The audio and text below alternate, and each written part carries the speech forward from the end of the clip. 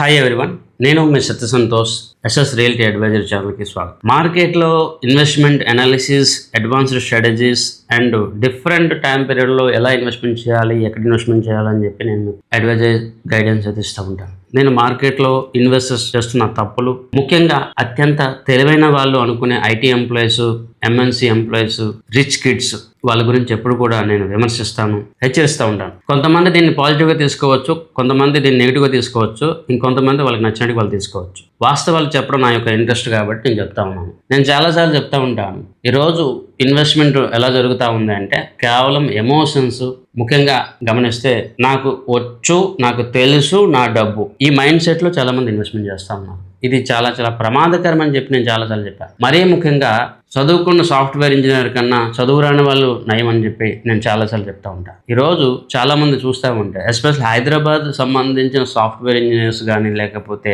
Rich kids వాళ్ళకి investments చాలా వరకు రాంగ్ వేలోనే ఉంటాయి. నువ్వెవడో మాకు చెప్పడానికి అంటే నేను ఏం చెప్పలేను, కానీ వాస్తవాలు చెప్తాను. చాలాసార్లు నేను చెప్పాను అండ్ ప్రూవ్ కూడా చేశాను. సరైన టైంలో సరైన ఇన్వెస్ట్మెంట్ చేసేదానికన్నా రాంగ్ ప్రోడక్ట్లో రాంగ్ వేలో ఇన్వెస్ట్మెంట్ చేసే వాళ్ళే చాలా ఎక్కువగా ఉంటారు. ముఖ్యంగా నేను చాలా సందర్భాలు ప్రూవ్ కూడా చేశాను. ఒక విధంగా ఇన్వెస్ట్మెంట్ చేస్తే ఒక రిటర్న్ వస్తుంది, ఇంకా వేరే విధంగా ఇన్వెస్ట్మెంట్ చేస్తే వేరే రిటర్న్ అయితే వస్తుంది. ఎప్పుడు రిస్క్ తీసుకోవాలి, ఎప్పుడు రిస్క్ తీసుకోకూడదు, ఇవన్నీ కూడా అర్థం చేసుకోవడం చాలా చాలా ఇంపార్టెంట్. బట్ ఈరోజు మార్కెట్లో అవేవి కూడా జరగట్లేదు. సో ఇన్ని పాయింట్లు నేను ఎందుకు చెప్తా ఉన్నానంటే, రీసెంట్గా నేను ఒక క్లయింట్తో మాట్లాడడం జరిగింది. తను చెప్పిన పాయింట్లు వింటే మీరు కూడా షాక్ అవుతారు. ఈయన ఒక ఎంఎన్సీ కంపెనీలో పనిచేస్తూ ఉన్నాడు. దాదాపు 40 లక్షల రూపాయల శాలరీ.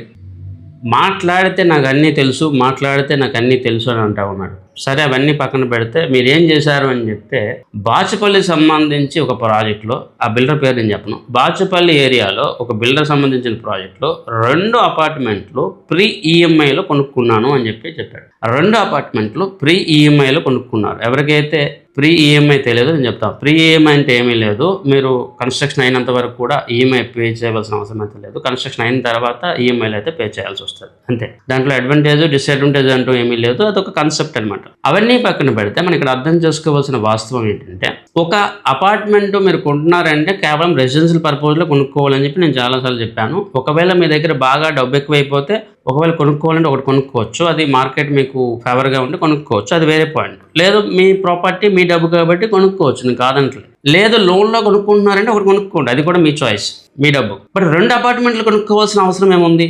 అది కూడా ఇలాంటి మార్కెట్ సిచ్యువేషన్స్లో, అది కూడా ఎటువంటి రిటర్న్ రాగొద్దు అని తెలిసిన తర్వాత, అది కూడా బాచుపల్లి లాంటి పొల్యూటెడ్ ఏరియాలో 2 అపార్ట్మెంట్లు ఎందుకు కొనుక్కోవాలి? ఇంకా విడ్డూరమైన విషయం ఏంటంటే, ఆయన నాతో ఆర్గ్యుమెంట్ చేస్తాడు, నాకు రెంట్ వస్తుంది కదండి అంటా ఉన్నాడు. సరే, ఒక మాట మనం మాట్లాడదాము. మీరు ఇక్కడ కట్టేది 8% ఇంట్రెస్ట్ రేట్, అక్కడ వచ్చే రెంట్ 3%, అంటే మీరు 5% ఎక్స్ట్రా కడతా ఉన్నారు. సరే, ఈ 2-3 సంవత్సరాలు అపార్ట్మెంట్ రేట్లు ఏమైనా డబుల్ ట్రిపుల్ అయిపోతాయా?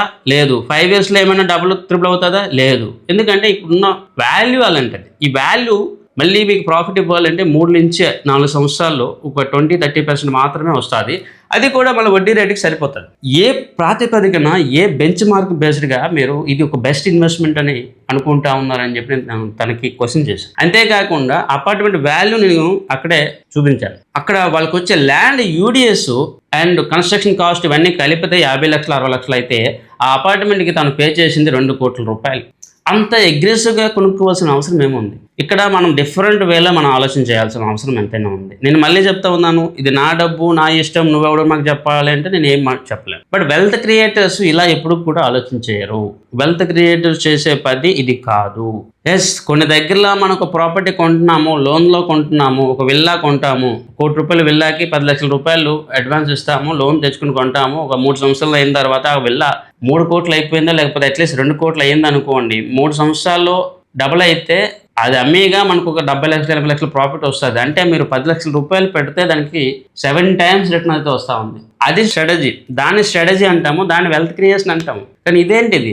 2 అపార్ట్మెంట్లు కొనుక్కోవడము, ఎంటైర్ ఈఎంఐలు పే చేసుకోవడము, దాని తర్వాత ఎటువంటి రిటర్న్ రాకుండా ఉండడం ఏంటి? ఏ బెంచ్ మార్క్లో ఇది ఒక బెస్ట్ ఇన్వెస్ట్మెంట్ అని అనుకుంటాం. ఎస్, మీ దగ్గర బాగా డబ్బు ఎక్కువైపోయింది, అపార్ట్మెంట్ కొనాలని కొనుక్కోవడం అది తప్పలేదు. బట్ అప్పు చేసి రూ. 8 వడ్డీకి తెచ్చేసి రూ. 3 వడ్డీ ప్రాపర్టీలో ఎందుకు ఇన్వెస్ట్మెంట్ చేయడము, అది కూడా 2 అపార్ట్మెంట్లు ఎందుకు కొనుక్కోవడం. ఇంకా ఫన్నీ థింగ్ ఏంటంటే ఎంటైర్ కన్వర్జేషన్లో నాకు తెలుసు అని అంటా ఉన్నారు తప్ప నేను ఒప్పుకుంటామని అని తను అనట్లేదు. ఈరోజు చాలా మంది ఇలానే తయారయ్యారు. నేను మాట్లాడేది చాలా మందికి నచ్చదు, అది నేను చెప్తా ఉన్నాను, నేను వాస్తవం ఏదో చెప్తా ఉన్నాను. ఎవరైతే వినాలనుకుంటా ఉన్నారో వాళ్ళు వినండి. వెల్త్ క్రియేషన్లో మీరు ఎప్పుడైనా కూడా నాకు అన్నీ తెలుసు, నాకు తెలిసిందే ఎక్కువ అని అనుకుంటే ఆ రోజే అది ఎండ్ అయిపోయింది. ఈరోజు నేను చాలాసార్లు చెప్తా ఉంటాను, చదువుకున్న వాళ్ళకన్నా చదువు రాని వాళ్ళు బెటర్గా చేస్తూ ఉన్నారు. ఇప్పుడు మామూలు పీపుల్ వాళ్ళ దగ్గర ఎంత డబ్బు ఉందో ఆ డబ్బుకి ల్యాండ్ కొనుక్కుంటా ఉన్నాడు, ఏ బాధ లేదు, లోను లేదు, బాధ లేదు. కొన్నిసార్లు మార్కెట్ కొద్దిగా స్టాగ్నెట్ అవుతుంది, 2-3 సంవత్సరాల తర్వాత రిటర్న్ రాకపోవచ్చు, పోనీయండి. ల్యాండ్ వాల్యూ పెరగలేదు, పోనీయండి. కానీ ఇప్పుడు అపార్ట్మెంట్ టెనెంట్ రాలేదు, లేకపోతే రెంట్లు కష్టమవుతా ఉంది, మెయింటెనెన్స్ ఎవడు భరిస్తాడు, సేల్ అవ్వట్లేదు, ఎవడు భరిస్తాడు, లోన్స్. ఇవన్నీ కూడా లేనిపోయిన ప్రాబ్లం తెచ్చుకోవడమే కదా. ఇండివిజువల్ ఇంటి కోసమే లోన్ అనేది కొన్నిసార్లు తీసుకోవడం కరెక్ట్, బట్ ఇన్వెస్ట్మెంట్ పర్పస్లో తీసుకోవడం అంటే అది వరస్ట్. సో ఇవన్నీ కూడా అర్థం చేసుకోవాలి కదా. ఇప్పుడు ఇలాంటి కేస్ స్టడీస్ మీకు మార్కెట్లో ఎవడు చెప్పడు. ఎందుకు చెప్పడు అంటే ఎంతవరకు జనాల్ని ఇంప్రెస్ చేయాలి, జనాల్ని పొగడాలి, జనాలు పొగిడితే జనాలకి ఇంట్రెస్ట్ ఉంటుంది, జనాలకి విమర్శిస్తే జనాల్లో ఉన్న తప్పులు చెప్తే జనాలకు ఇష్టపడతారు, అది వాళ్ళ యొక్క వీక్నెస్. కానీ నేను వాస్తవాలు చెప్తూ ఉంటాను. ఎవరు వినాలనుకుంటే వాళ్ళు వింటారు, వినమనుకుంటే వాళ్ళ కర్మ. నేను పదే చెప్తూ ఉంటాను, వెల్త్ క్రియేషన్ అనేది స్ట్రాటజీస్ బేస్డ్గా ఉంటుంది. స్ట్రాటజీస్ని యాక్సెప్ట్ చేయడము, వినడం అనేది చాలా చాలా పెద్ద కష్టం. Especially so called IT and MNC కంపెనీలో పనిచేస్తున్న వాళ్ళకి ఇది మరీ కష్టం. ఎందుకంటే వాళ్ళకి తెలిసిందే వాళ్ళు ఎక్కువ అని అనుకుంటారు తప్ప వాస్తవాలు ఏంటి, అసలు రియల్ వెల్త్ క్రియేషన్ ఏంటి, ఇవన్నీ కూడా వాళ్ళు వినే ప్రయత్నం వాళ్ళలో ఉండదు. అండ్ ఆర్డినరీ పీపుల్లో అట్లీస్ట్ అది ఉంది. So that is the reason ordinary people చాలా బెస్ట్ వెల్త్ క్రియేషన్ చేస్తూ ఉన్నారు. స్కూల్కి వెళ్ళిన వాళ్ళు బెస్ట్ వెల్త్ క్రియేషన్ చేస్తూ ఉన్నారు, నార్మల్ జాబ్కి వెళ్ళే వాళ్ళు వెల్త్ క్రియేషన్ చేస్తూ ఉన్నారు. ఐటీ కంపెనీలో పనిచేసిన వాళ్ళు కానీ లక్షల్లో శాలరీ తీసుకుంటున్న చాలా మంది ఈరోజు అప్పులు పాలైపోతా ఉన్నారు, ఈఎంఐలకు వడ్డీలు కట్టుకోలేకపోతా ఉన్నారు. అదైతే వాస్తవం.